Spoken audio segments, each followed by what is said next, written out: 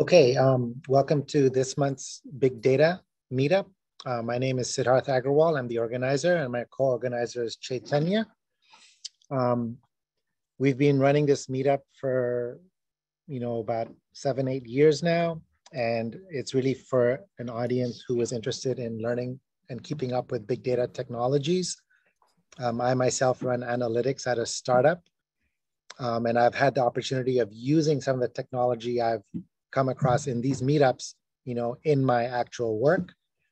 And so, we try to cater to a big range of audiences from beginners to experts. So, so one of the challenges around big data is that, now everything is migrated to the cloud, but there's also multiple clouds. And so a common use case is having data stored in many different places. Everything is not loaded into your own database, but it could be distributed, across multiple clouds, across multiple directories and files.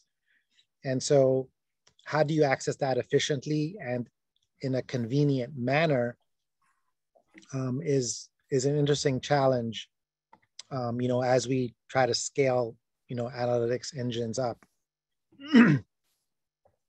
So this month, our speaker is Bin Fan from Alluxio.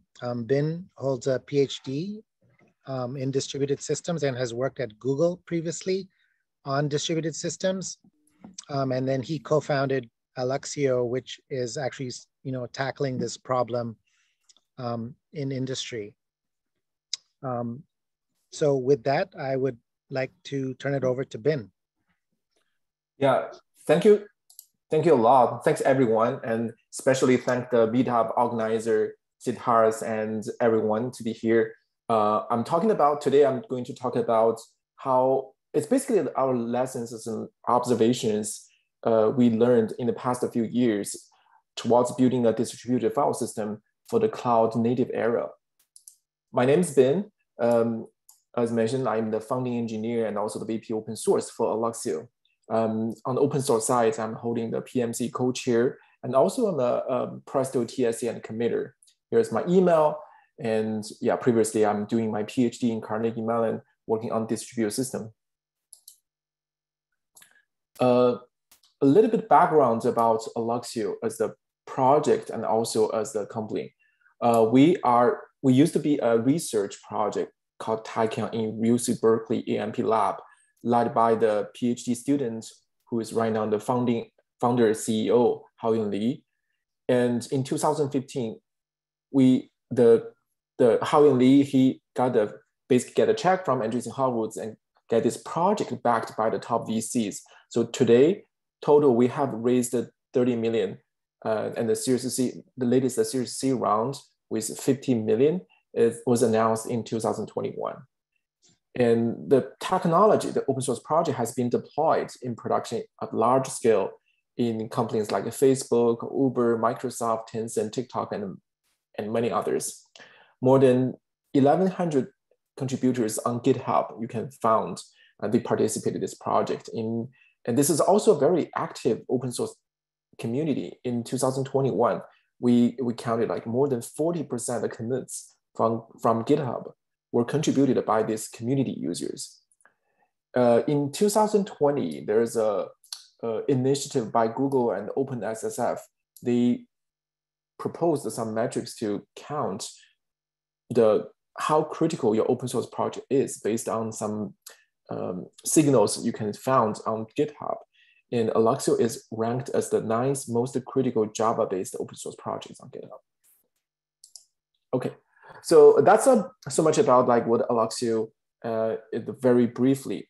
But if we time travels to 7 years ago, when I joined the company, it's a very different landscape. If you take a look at what problems we're solving at that time, and also what people are looking at, it's totally different. So let me bring you like what Alluxio was in 2015.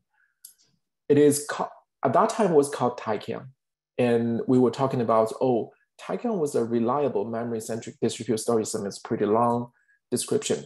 But in reality, like what people are using Taikan for is to use Taikan as the off-heap block off-heap block memory storage system for Spark.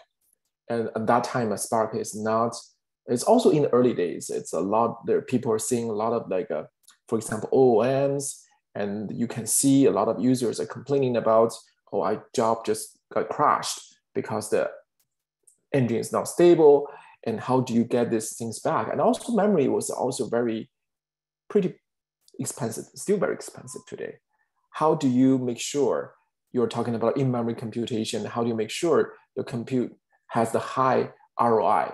So all these questions like was raised around 2013, 2014 in researchers in AMP lab, which invented like a Apache Spark. They're also taking like look at this problem, and they created and they proposed the Taikan project.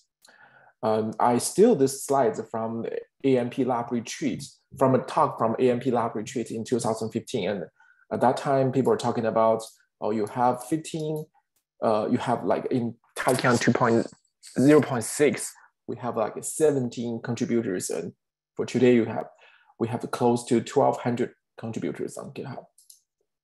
So go back to the technical problems. In early days, essentially what we're doing is to enable a efficient data sharing among Spark jobs. For example, Spark wants to persist the RDD. And one way to do this with Taikan is to run the persist command, and we'll put put RDD into Taikan as the in-memory storage. So later on, this RDD can be read by the different Spark job. And the Taikan can help this RDD to be persisted synchronously or asynchronously to HDFS or S3. So by doing it in this way, you don't have to store RDD. You can save your memory, basically put RDDs in the off-heap storage engine, and Taikan served as the daemon to help sharing RDDs across different Spark jobs. And another thing like people complaining about in the early days is, oh, my Spark job is, I'm seeing OOM out of memory exception a lot. So how do we handle this problem? Well, once you have this OOM, you lost all the data for this Spark, and you have to start from a certain point to recalculate the results, right? And the whole point to have a Taikan in this case is we can have Taikan to be the layer. So Spark can checkpoint the intermediate data or some intermediate result into this layer. Later on, if you have the OOM for a job and the engine crashed, you can restart from there. So that's basically in the early days, why researchers were inventing this technology called Taikan and how it helps the Spark ecosystem and Spark workloads. Now we're talking about today in 2022, what are the different things? What we are seeing are changed. By the way, if anyone in the audience, if you have any questions, feel free to stop me and ask me questions. I'm happy to take the questions. I liked my presentation to be more interactive. So don't be scared, don't be afraid to raise your hand.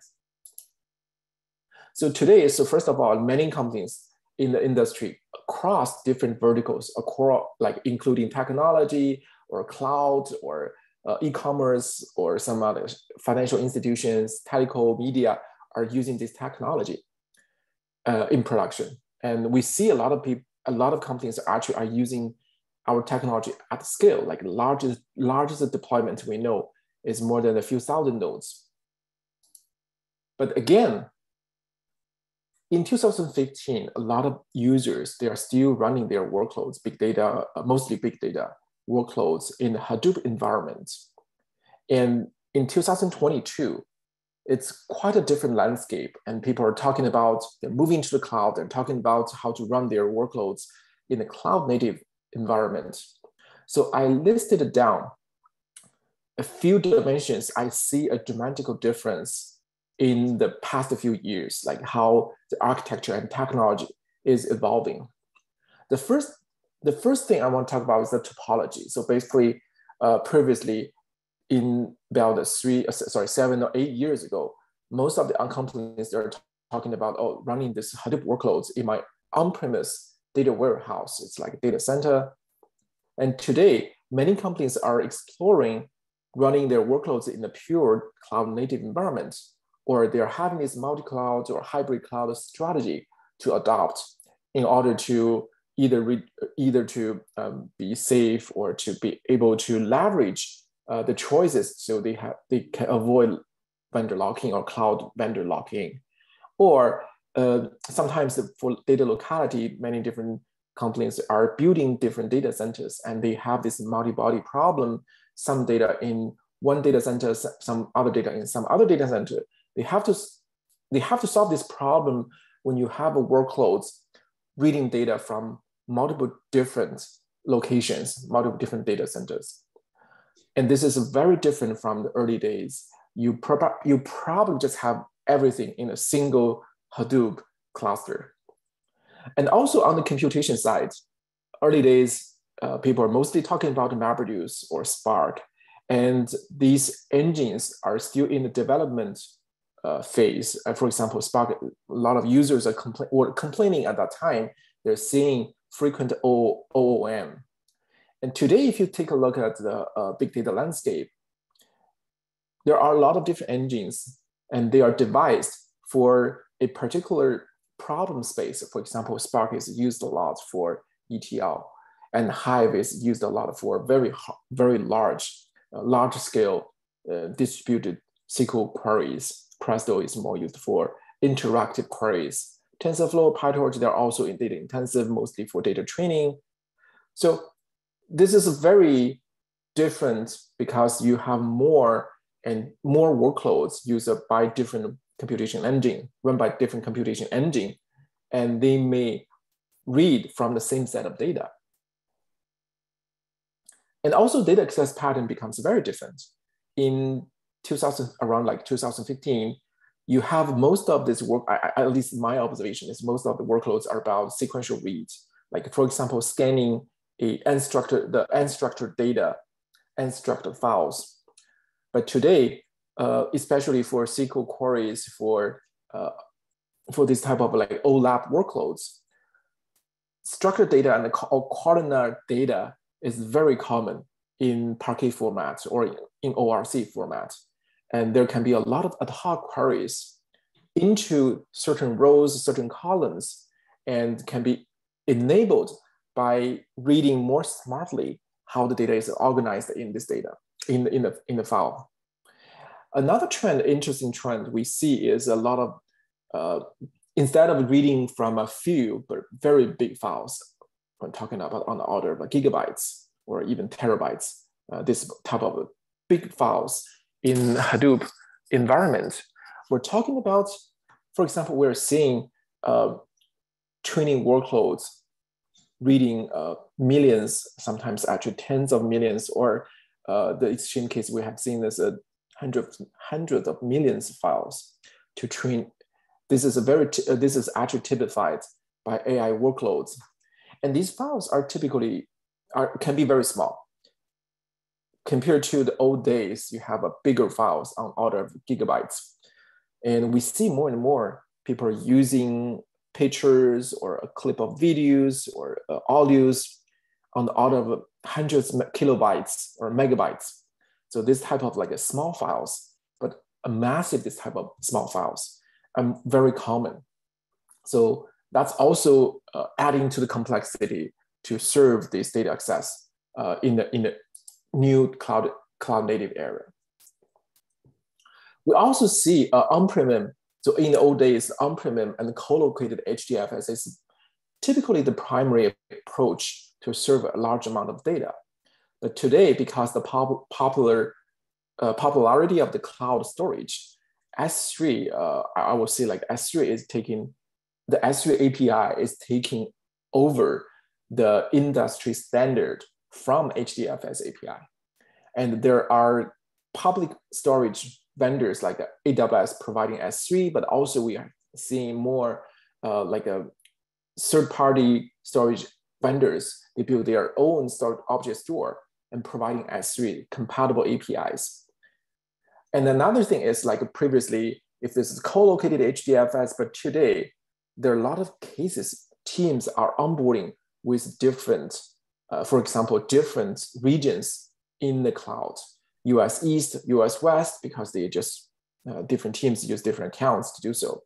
And you have to, a lot of times you have to access data across different regions in the same cloud, or even there can be like a legacy on-prem HDFS is still in service. So you have to install, or you have to be able to also access the data stored in this legacy on-prem HDFS too.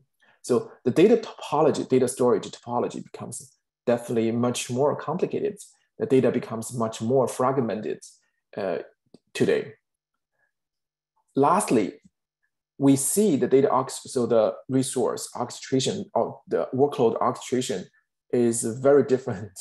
In the old days, Yarn, which is designed together with Hadoop or as a part of Hadoop, which emphasizes a lot on data locality, is the most common tool to schedule your workloads, to schedule applications.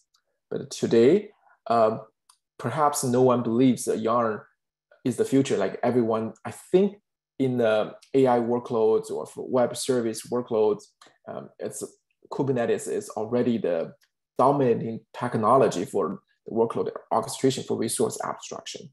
And for big data workloads, the trend is going there. I think there is another maybe 2 years or 3 years to catch up, but basically people are moving that direction. So these are the, I would say, the difference or the updated challenges we see over the years if you see today. I want to pause here and see and take questions, like if anyone has any comments or any questions regarding what I'm saying. Okay. So one question about hybrid cloud from Hope One. About hybrid cloud, do you think the topology will become all-in cloud, hybrid cloud as the intermediate step? Or do you think hybrid cloud is a strategy, and why? That is a good question. So in the early days, actually, there's a thought is very different. I would say like in 2013 or 14, many people believe cloud is only for for small players. Once these small players, the small enterprises, they grow bigger, they will migrate back to their data center to reduce their cost. So that's actually something like people believe in common. And especially at that time, like you see news, Dropbox moved their infrastructure from cloud to their own customized data center, right? So a lot of people believe that's the trend. And the next, and almost suddenly, I would say like this is around maybe 2018 or 19, people do argue the opposite way. And people are saying, oh, actually this is wrong. We believe all-in cloud is the future because it provides many efficiency benefits or cost benefits. So hybrid cloud at that time was viewed more as the intermediate step, like as many people are viewing in that way. But today, we have seen enough evidence from the field that it's actually a quite balanced or maybe the right strategy, at least for a certain sector of users to stay long enough with the hybrid cloud for resource and also for cost reasons. So we have seen people or users, big users actually, stepping away from the all-in-one cloud strategy because of cost reasons. They move away from that strategy and fall back to a solution or architecture that allows them to use their own on-premise or use some other cloud providers. And this is to me, this is a very clear signal I have seen recently. Yeah. So it's like a cost reason, as Hope One pointed. public cloud is considered as expensive. Okay, so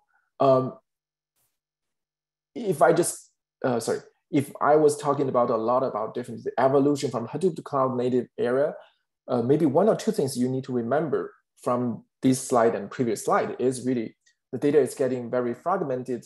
The workloads is also getting more complicated because more type of engines are emerging, and the data locality is missing. Okay, so that's why we are building this new layer in the data stack called Alluxio. Alluxio is basically rebranded from Tachyon.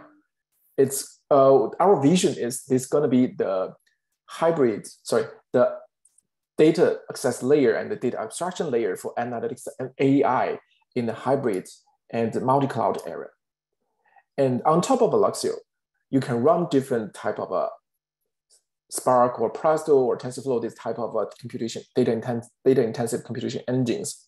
And beneath Alluxio, it can connect different storage, physical storage like S3 or Azure or Hadoop into this Alluxio namespace I will talk about later in next slide. And the Alluxio behaves like a bridge connecting the computation to the storage. Okay, so what Alluxio is so indeed doing? One or the fundamental feature, the core feature Alluxio is doing is called unified namespace. It is providing users a single and consistent logical file system. If you have a experience playing with Linux, you may know there is a layer in Linux box called virtual file system, and that's part of the kernel. And once you have a new device for device vendors, you only need to put your driver to be able to run your device, connect your device with the Linux virtual file VFS, Linux VFS layer. Then you will be able, the users will be able to use that device, USB key or your hard disk. And the concept is similar, very similar here. We're building a single federated logical file system across different physical storage. Like you can have your S3 buckets or have multiple different S3 buckets. And you can also have a on-prem HDFS, in this case, like you have your own data center. And you can merge all this together into a single logical file system, providing users a very simplified view to your data. And you don't have to, as a user, you don't have to concern or you don't have to worry about, oh, which is the path, what is the path, what is the credential to connect it to this different buckets, or what is the client version I should use, what's the dependency I will bring in. So developers, application maintainers, they no longer need to worry about all these technical details, how to talk to this device, but just using a logical path to access the file or the directory. And based on this newly added indirection layer as the logical Alluxio path, you can actually even do some optimizations like or more advanced data policies. For example, you can point multiple different storage systems to the same logical path, and you can migrate data across different physical paths belonging to the same logical path. For example, if the data is new, it's warm, you put it into a faster storage. But once the data getting cold, getting stale, there can be some mechanism behind to migrate data from the maybe faster, but maybe a little bit more expensive storage to a colder and maybe more cost-effective storage.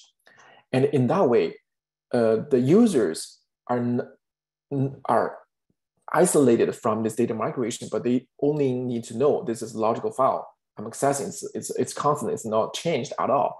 But underneath, the physical storage location can be changed. So having this indirection layer can hide all the changes or optimizations and data policies you're adding to decouple with decoupled logical name and physical address. So yeah, this is basically what I'm talking about. You have two different storage backed by pointing to the same logical namespace, logical paths, and you can specify data policies there to migrate data or to duplicate data. Another core function is about data locality. So Alluxio comes with a distributed storage data engine that can, based on the data access pattern, tells which part of the data is hot, which part of the data you're accessing is cold, and bring the hot data, or sometimes we call them the working set, closer to the applications. And you can use a RAM disk, or you can use SSD, or you can use hard disk to as this Alluxio space, storage space, to serve your data locally to your applications. And all this is transparent to your applications, to the users, and Alluxio can optimize for the data layout to bring data closer to the computation. And we have the mechanism to tell which data is hotter, which data is cold.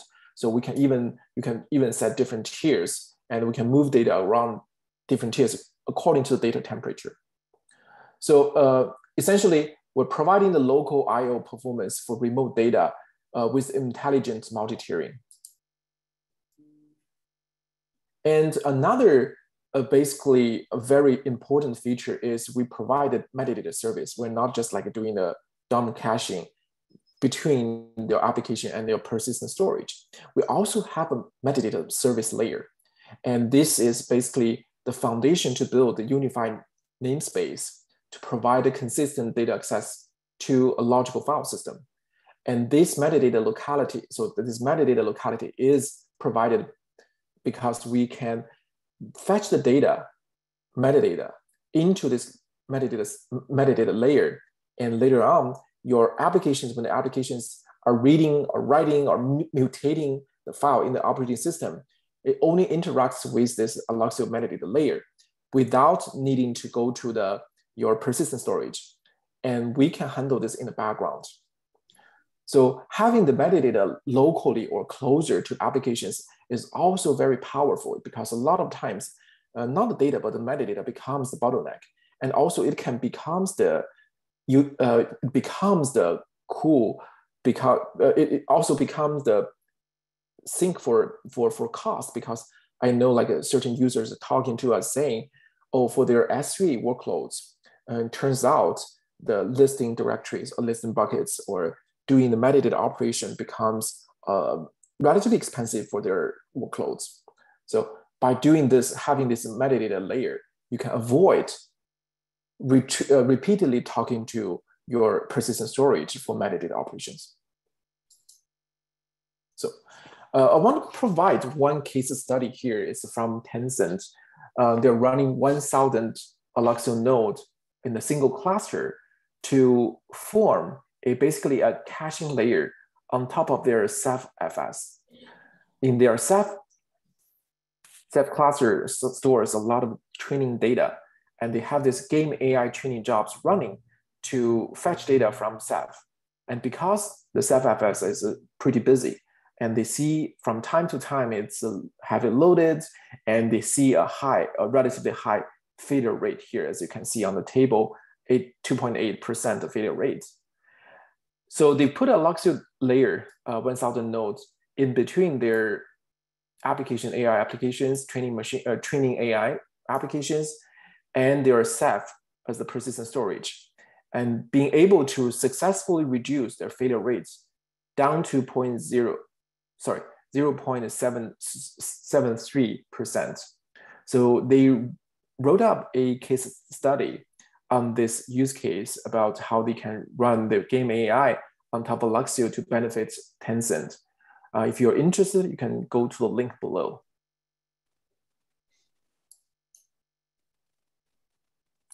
So this is actually another case study. It's maybe more interesting as this is in the cloud. This is from one of the top online travel agency company in the US. And they have many different AWS regions, cloud, like they run there are different products, different teams, and different teams are running in their own region, because this is closer to them or this is for the data locality. And now they are merging everything, like at least for the query workloads, to a main data lake. So in this main data lake, we call this like US East.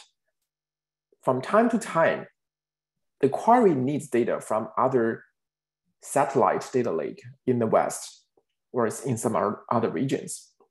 If you just read data directly, so there's two different ways to solve this problem. Like one is you migrate data. So this is actually super common across different companies. They set up some daemon process to copy data from the satellite data lake into this main data lake.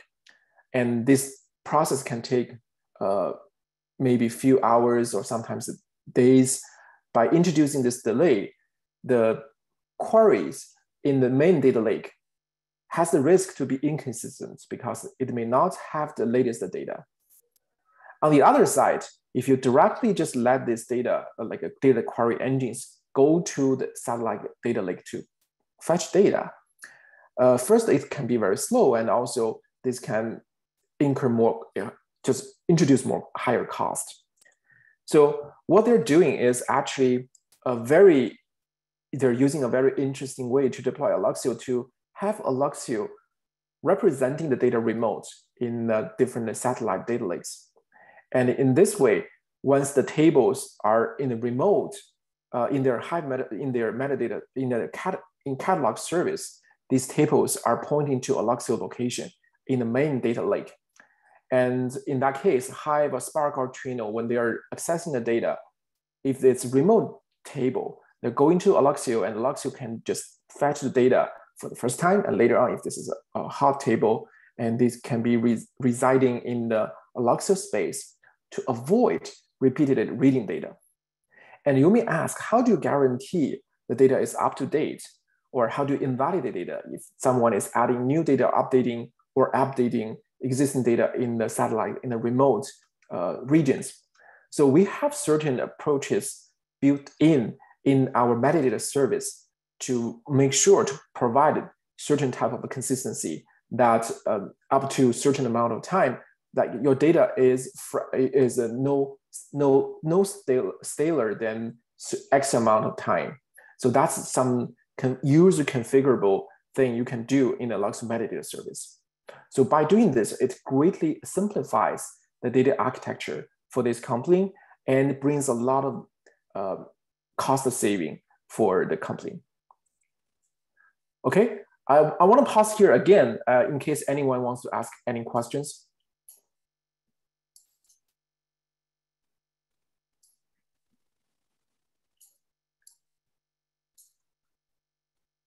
Or anyone from the, okay, I will just continue. So under the hood, so basically, I was basically talking about having a unified namespace served by the stored and served by the metadata service, and also having this data caching with the tiering. So under the hood, these are the two core functionality provided by this and can be leveraged by users. And how do we really achieve that? So the first challenge is, how do we solve this metadata storage problem?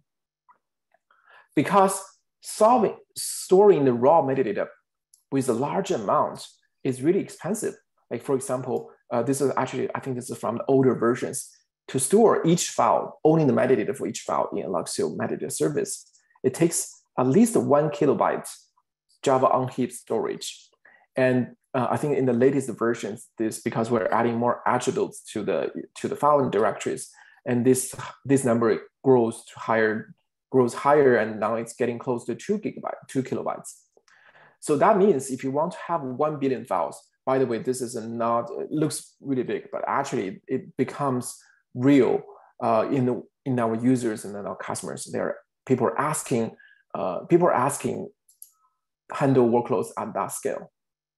So we see if you want to handle 1 billion files, that can take 1 terabyte of the heap storage, and that is just not acceptable, because the typical JVM runs with less than like maybe 100 gigabytes for the heap space. Otherwise, the GC will become a huge problem when you're running a larger heaps. So that's basically one of the key challenge. How do we handle, if we want to be the logical file system, how can we handle so many files from all these persistent or underlying storage systems? Well, we found, like, especially for big data workloads, certain operations are more common than the others. For example, the get status and the create. Get status is used a lot to during the phase planning and also to read the data, actually read the data. And create is also used, especially you're running, like, for example, Spark. And for the temporary data, you need to create a lot of different temporary files and directories. So that means to enable fast operations, common file operations, the on-heap data structure needs to perform well for these common operations.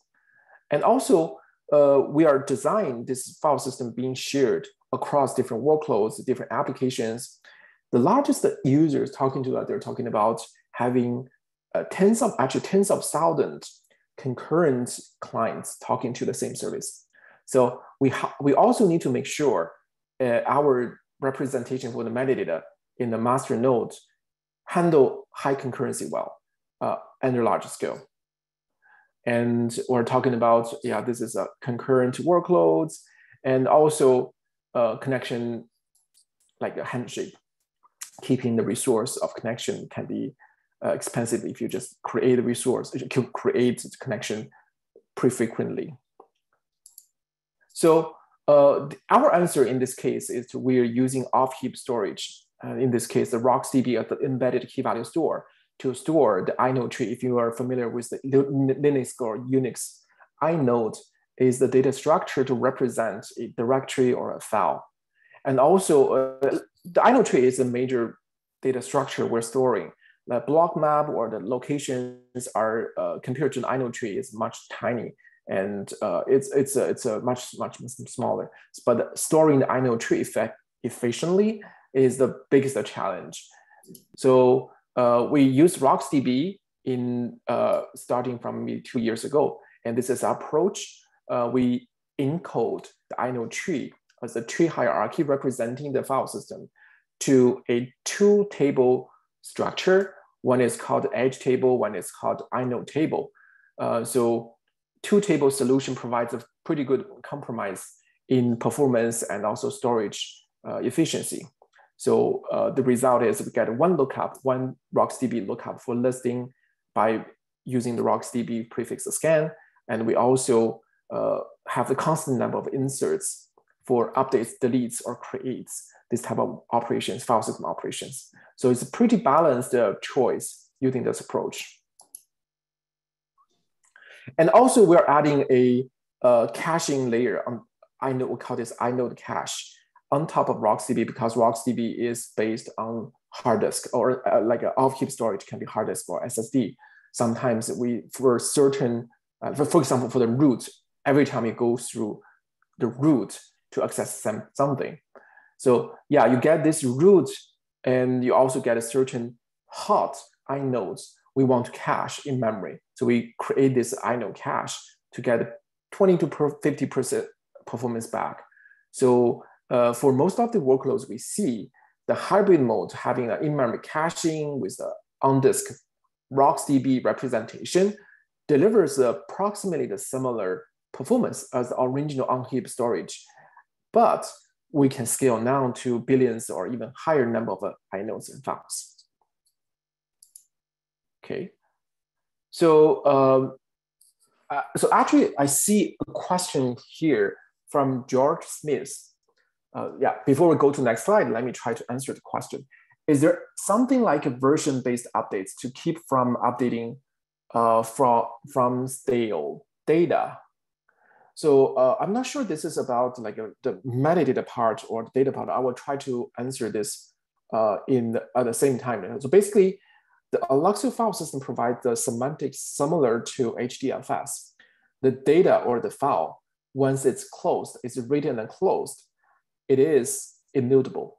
And there's no other version you can update on top of that. But that is basically for data representation in Alluxio land. However, the source of truth underneath can be updated. So for example, you can have a newer version of the object in S3. So we are basically leveraging certain optimizations, like for example, detecting the footprint, the fingerprint for S3, for objects on S3 to detect whether the data has been updated to notify the MapReduce service. And also, like for certain versions of HDFS, they have the iNotify functionality. Basically, you can there's a different hooks you can use to get a notified when something is updated from the from HDFS. So that's another thing we're doing. But Alluxio itself, internally, we're not supporting versioning yet. Like if you have the two files with the same name, it's likely you delete the previous name, delete the previous file, and create a new file with the same name. And we don't have versions across different, like we don't keep the versions for different files. The file ID in this case, like if you have one file deleted then and created by the same name, the file ID will be different. Maybe you can treat that as the version number. Okay, so let me go to the next part, is talking about building the built-in fault tolerance. So how we can solve the fault tolerance problem. Essentially, the problem we're seeing here is you have a single node, like everyone see the architecture and say, okay, you have the single node of failure. So that is bad, right? The master, if you just put automated service in a single master node, that is very bad.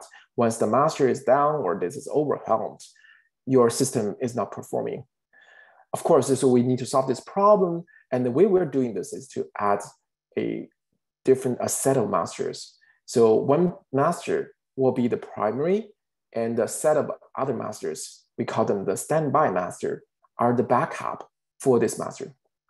And they form a quorum for journal fault tolerance. So journal is basically the state for the file system in the edit log, in the edit order.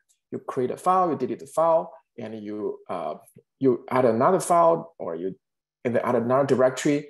These operations will be recorded in order in the journal. So later on, if the master crashed or the master needs to, you take down the master to switch over different masters, the standby master can take over the state by reading the journal. Or if you just take down the entire cluster, and then when you restart, the file system status can be restored from the journal. So that's basically where we want this journal to be high available. And we use masters as a quorum to vote for mutations or appends in the journal for fault tolerance.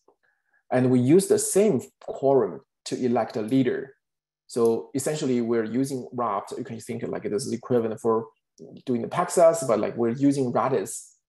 Actually, we're using Redis. This copycat is out of date. We're using Redis to form the quorum in master nodes to get this consensus. So essentially,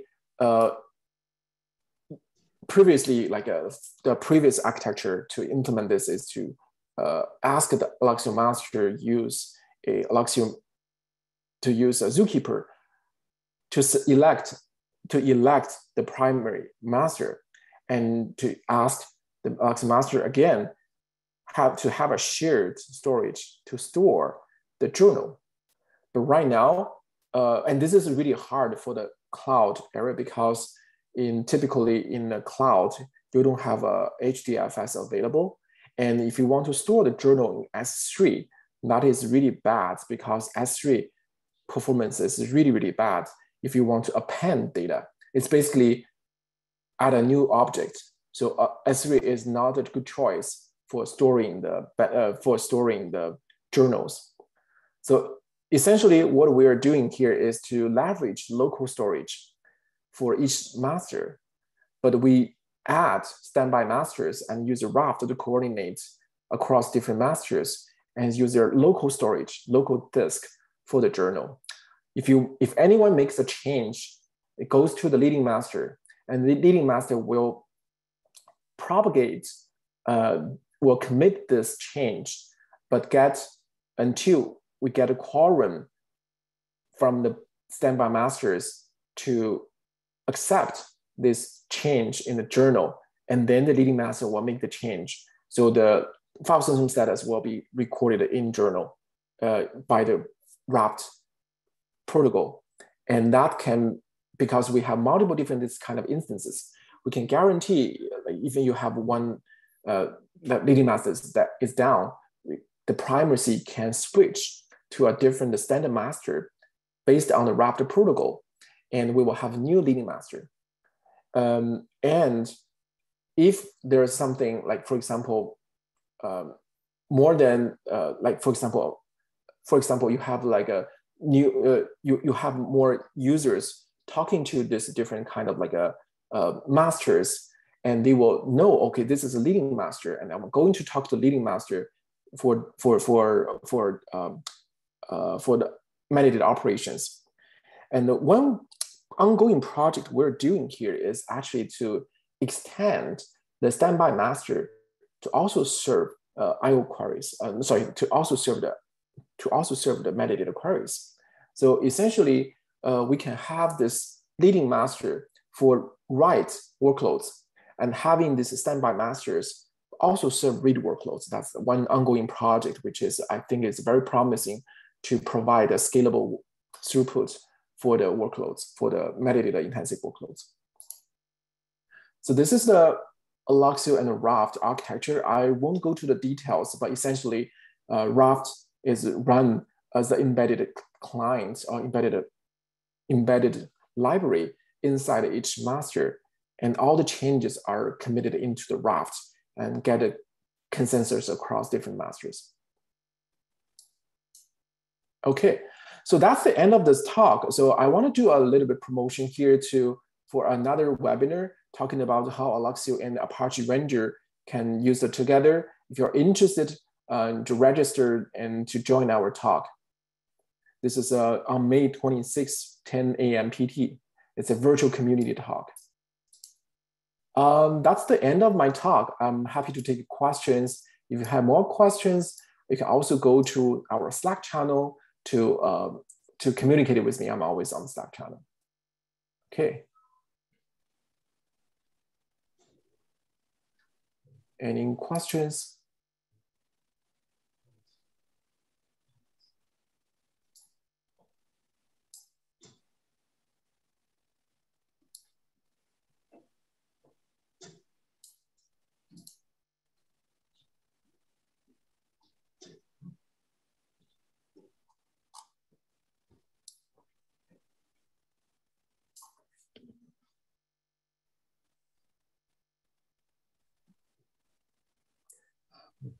Well, it sounds like everyone, we don't have questions, or is there anything? Question gets a t-shirt. And there's these mics over here to ask with.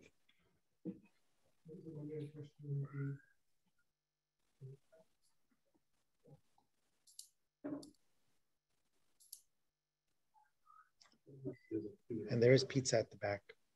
It arrived. So actually, let me, so first there's actually an online question. Let me answer that. So this is actually a follow-up question from George Smith about whether we have the version-based updates. The question, the comment is, are you saying, am I saying that it is the best to think of the system as the distributed write once, read many store? Yes, so so this is following the semantics of Hadoop file system, write once, read many, yes. Yeah, that's the file system semantics work.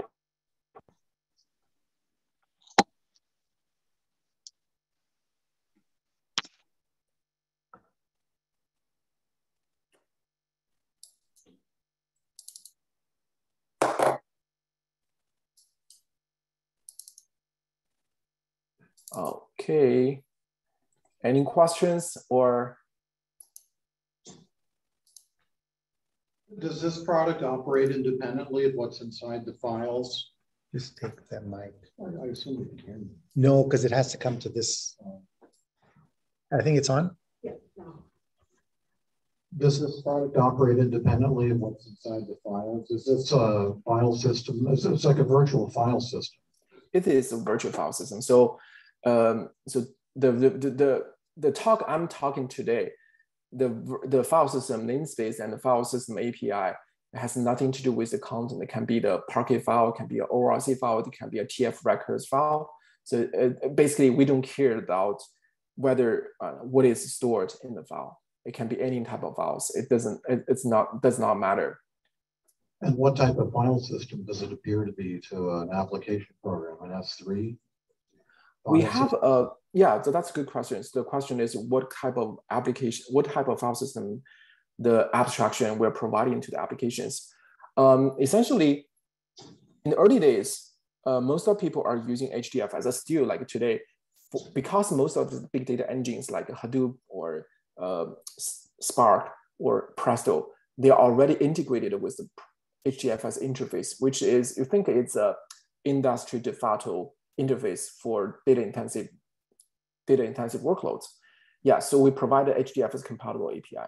So you can think from application perspective, we are just another implementation for Hadoop for HDFS. So you're not intending to replace things like ZFS or NTFS?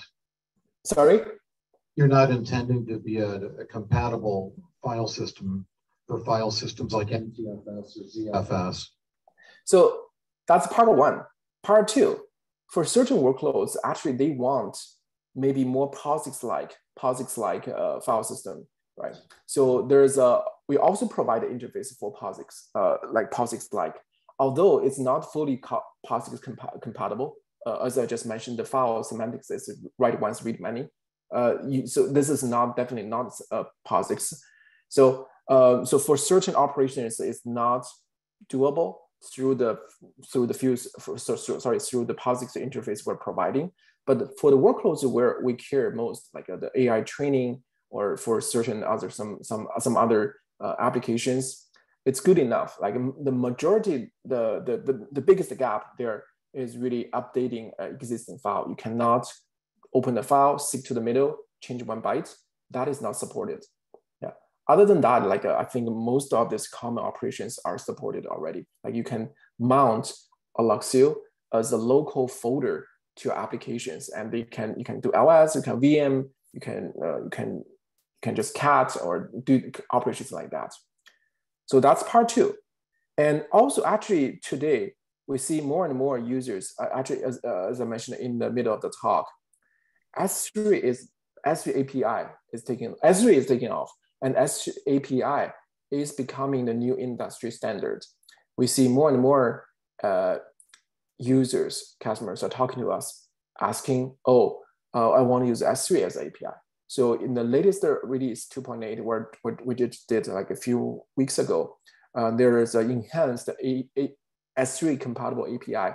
It's also still, it's not fully compatible. It's like a subset of the most common operations. That's also people are asking more and more. So you can think like it's the same data abstraction, but we try to provide a different type of like representations for the data abstraction for applications. How do you manage authentication and authorization going on to something like AWS or GCP? Sorry, can you repeat? I didn't hear that clearly. How do you authenticate a user wanting to access a file system through Alluxio, and how do you manage permissions? Yeah, that's a great question. It's basically what's the security model? This may be a little bit more, a little bit longer answer than I will provide. So essentially, Alluxio itself, there's metadata layer to provide a unified namespace, right? So in this unified file system namespace, we have our built-in security model, which is largely modeled after Hadoop or Unix. You have a group, user, you have the permission bits, and actually also you have ACL. This type of basic file system attributions. However, this applies to file system or traditional, more like a traditional file system or distributed file system like HDFS. For object stores like S3 or GCS, it follows a totally different type of like a security model. The most important or most interesting one is there is no directory concept. Although in the console, they may show you something like a directory, but that is not real. That is emulated. So in S3, there is no directory concept. That means there is no user or permission, user group permission associated with that directory, right? So for that type of authentication, we try to emulate, like basically there's some heuristic we apply to reason about what's the security, to basically map S3 security model to a file system security model. And it's not the best or it's not perfect, but interestingly, most users are okay or happy enough for that. Yeah, I'm not sure if I answer your question. So this is an operational system, that's a subsystem that's up and running. Can you monitor their live throughput and things like that? Is there like a Grafana dashboard? Yeah. So you can see what Alluxio's doing at runtime? Yes, yes. So there are tons of different metrics we're exporting. So you can connect this metrics to Grafana or some other like a metric sync you like. Yeah, and you can monitor the health for this cluster. How about patching or maintenance while it's up and running? Sorry? How about if you have to apply a patch while Alluxio is running? Oh, apply a patch on the runtime to Alluxio? With no, can you do zero downtime patching? No. Let me think about it. Depends on your where do you patch. So there are two different concepts in Alluxio. One is master, which is the unified namespace for the scalable metadata service. And the other part, and there can be many, we call the worker nodes. The worker nodes is providing the data service. The logical data is chunked into blocks and spread across different workers to serve the applications. So for the worker, because the Alluxio does not provide the persistent data, the workers, you can just turn it down and update it, upgrade it, and then turn it on. And this will then the worker will register itself back to the master, and that will work. So basically, no service will be interrupted. And then you may go to the master. I think there are certain. I will not recommend like I know like certain people trying that. Like for example, they use the raft. Take advantage from that. Like for example, take down one master node, put on the new master version, and turn it on, and do this one by one. But generally, I will not recommend that. It's pretty tricky.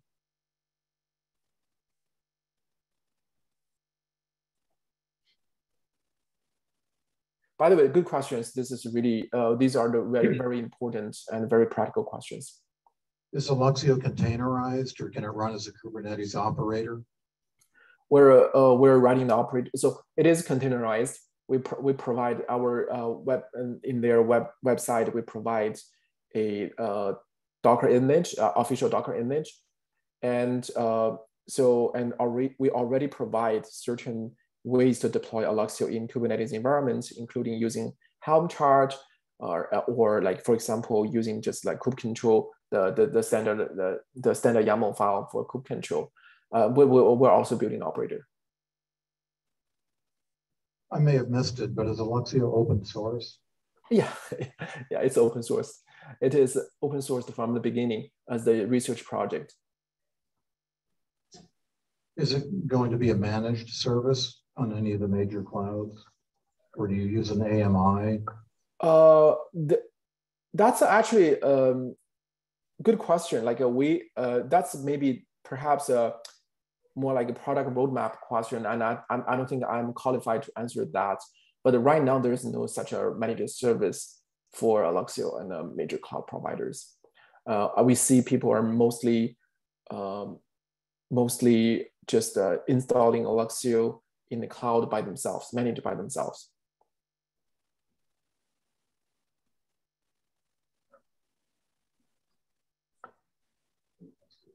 Okay.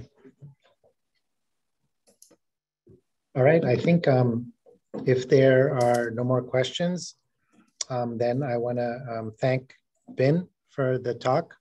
Thank you. Yeah, this is great for me to share my lessons to the audience, but I also really enjoy the discussion. Yeah, I think as we're migrating back to in-person, I think we're going to have that mix of live and remote audience. Yeah, I understand. And hopefully we'll get the best of both worlds. Yeah, hopefully next time I can join you in person. Yeah, I think this has been a very interesting space. And yeah, thanks again. Yeah. Thank you. Thank you, Siddharth. Thank you, audience. Bye. Bye.